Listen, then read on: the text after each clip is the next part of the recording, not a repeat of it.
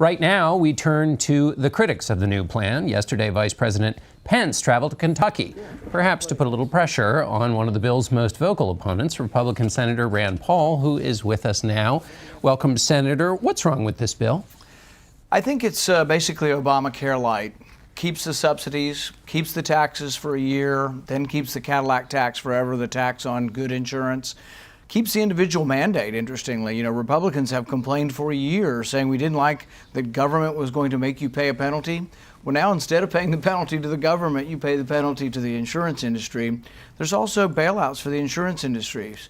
The one primary thing that's wrong with Obamacare that's most visible to everybody is that premiums are rising and through the roof, soaring in the individual market. That will happen under the Ryan plan as well because they do nothing to fix the fundamental problem.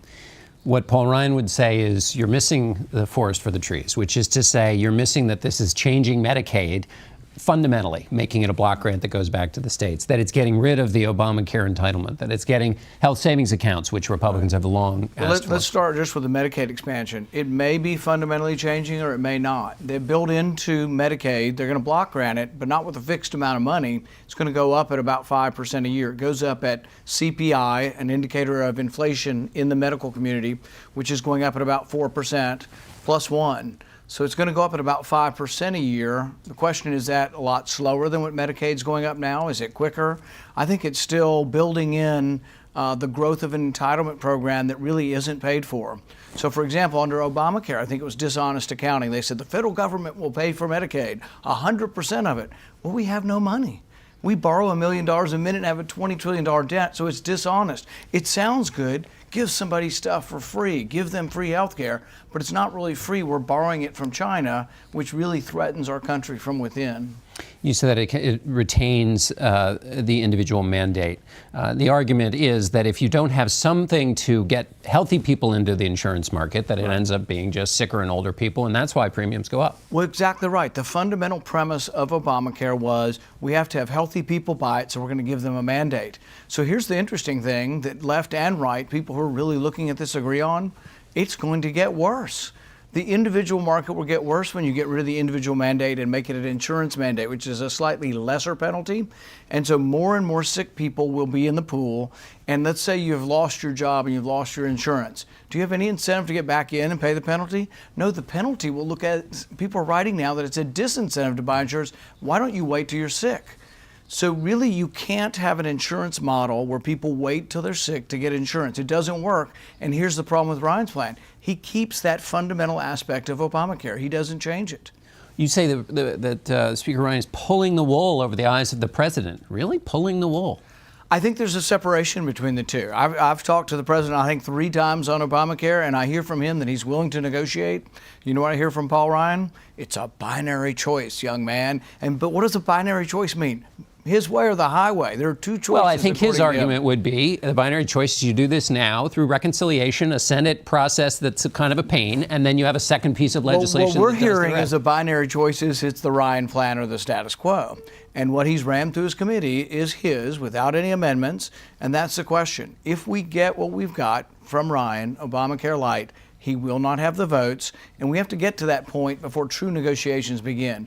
Right now, I think there's a charm offensive going on. Everybody's being nice to everybody because they want us to vote for this, but we're not going to vote for it. You talked to I'm going to get to the Senate in a second, but you said you spoke with the president. Where do you think he's willing to negotiate on these issues that you've highlighted? I don't think the president is rigid in support of the House bill. I think he's open to seeing how we can get consensus. And what I've told the president is what I'm telling everybody. We're united on repeal, not so much on replacement. We do not agree with the fundamental 3 or 4 things that Ryan has: subsidies, taxes, mandates, and insurance bailout. That's Obamacare. We don't want that. If you take that off, what do you have? You've got repeal. Now, what you do to help people... Can you do just repeal by itself? Well, no, I would do replacement in a separate bill because what I would do through replacement is there are 2 things you have to do to fix the individual market. You have to tell people that they can buy any kind of insurance they want, so you get rid of the mandates on what it goes into insurance, but you also have to allow for people to join a buying group. If people join a healthcare association or a co-op... Right, that's part of the Ryan plan, That drives down... It's not in the Obamacare light proposal. It's in the second set of legislation. But the reason they have to be discussed at the same time is CBO is going to come out and say a lot of people are not covered. Right. So how are we going to cover them? I would cover them with something much better than Obamacare, and that would be joining a co-op to drive down prices, but also to get guaranteed issue where you won't be dropped.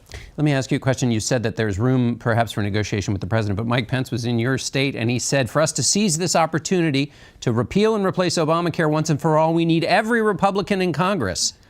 That sounds like he's talking to you. I think that's the pre-negotiation. We're still in the pre-negotiation period. The real negotiation period comes, and I promise you this is the way it's going to work. We will get Obamacare Light, Ryan's plan, unless there's enough conservatives in the House to say no. If there's enough to say no, when they start voting on the rules of debate, if they bring down the rule, if they stop him in the tracks, then a true negotiation begins. No negotiation right now counts until they determine they have enough votes to stop Obamacare Light.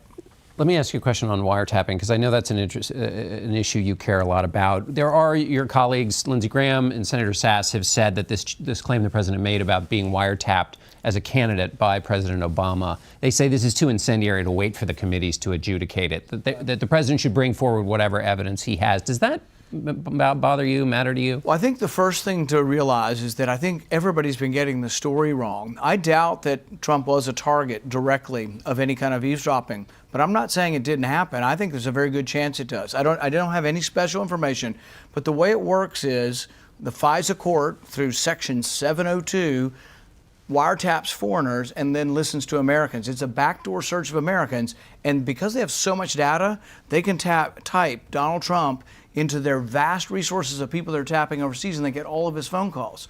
And so they did this to President Obama.